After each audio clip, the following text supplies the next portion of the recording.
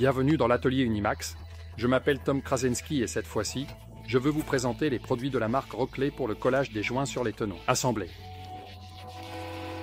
Si vous avez déjà essayé de fabriquer une caisse et que vous avez utilisé des tenons assemblés pour les joints dans les coins, vous vous êtes probablement demandé comment les comprimer et comment les serrer avec un serre-joint.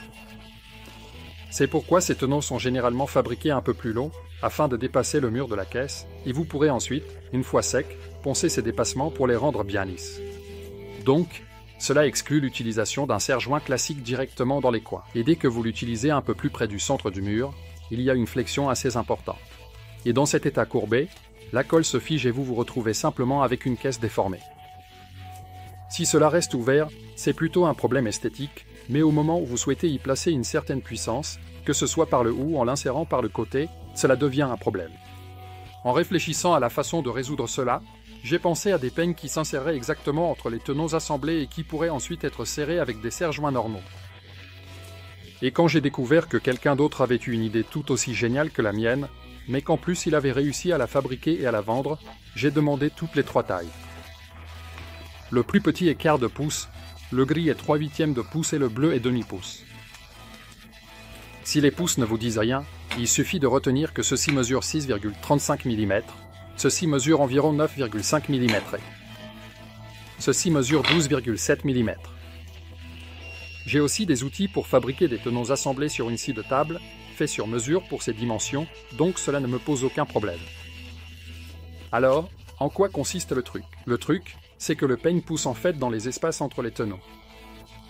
Ainsi, vous pouvez les comprimer parfaitement, même si vos tenons sont plus longs et dépassent le mur de la caisse. Il est pratique que l'extérieur soit arrondi de cette façon, ce qui vous permet d'utiliser n'importe quel serre-joint à bande. Les encoches que vous voyez ici étaient à l'origine conçues pour des pièces de monnaie, afin que vous puissiez y insérer une pièce et ainsi définir la position de la bande de manière égale à chaque coin, à la même distance du bord, empêchant ainsi la bande de glisser. Malheureusement, c'est fait pour des pièces de monnaie fine, seulement 1,5 mm, ce qui correspond peut-être à des centimes américains, mais aucune pièce de monnaie tchèque ne s'y adapte. Donc, vous devriez découper quelque chose dans une tôle fine. Mais c'est juste un outil d'assistance, vous pouvez l'utiliser, mais vous n'êtes pas obligé. Si vous trouvez que ces produits sont relativement courts, vous voudrez peut-être une caisse plus haute, où le joint sur les tenons assemblés sera tout simplement plus long que la longueur du produit, vous pouvez donc en empiler autant que vous le souhaitez les uns derrière les autres, et ils s'emboîtent parfaitement. C'est à peu près tout ce qui concerne les gabarits d'angle eux-mêmes, et maintenant j'aimerais brièvement parler de ces serre-joints à bande, qui sont également de Rockley, et que je voulais essayer directement puisque je les avais ici. Ce sont en gros des sangles en nylon classiques de pouce, ce qui signifie qu'elles mesurent environ 25 mm de large. Et ce qui est le plus intéressant, c'est probablement le mécanisme de jeu, qui est assez différent de celui du joueur classique.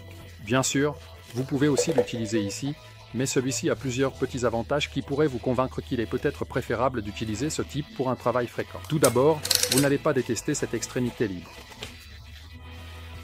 Mais l'extrémité fixe. L'extrémité libre passe à travers le dispositif de verrouillage automatique, ce qui vous permet de la serrer manuellement à une force suffisante pour qu'elle tienne déjà toute seule. Et c'est seulement avec la clé à cliquer que vous pouvez l'ajuster à la force finale. En même temps, il est très rapide de le desserrer, car il suffit d'appuyer sur le verrouillage auto-bloquant. Et vous l'avez immédiatement desserré, vous n'avez pas besoin de manipuler quoi que ce soit ni de démêler l'extrémité libre, etc. Enfin, un autre avantage est que cela a un fond plat, ce qui minimise le risque d'endommager la caisse. Si vous avez tout de même une surface très délicate, vous pouvez également acheter des coussinets spéciaux en douceur, qui ont en même temps une petite boucle en caoutchouc, dans laquelle vous pouvez ensuite attraper la sangle enroulée lors du stockage. Mais ce n'est certainement pas une condition, cela fonctionne aussi sans alors que la clé à cliquer classique a des bords tranchants en dessous qui pourraient endommager la surface, vous pouvez bien sûr y fabriquer un insert de protection. Donc, en conclusion, ces dispositifs d'angle sont certainement supérés. Si quelqu'un colle beaucoup ses joints, il les utilisera sûrement. Ces serre-joints à bande sont plutôt la cerise sur le gâteau. J'aime bien, je travaille facilement avec eux, mais ils ne sont certainement pas une condition préalable pour pouvoir fabriquer quelque chose comme ça. Il vous suffit de simples cours. Donc, cela dépend seulement de vous, comment vous décidez.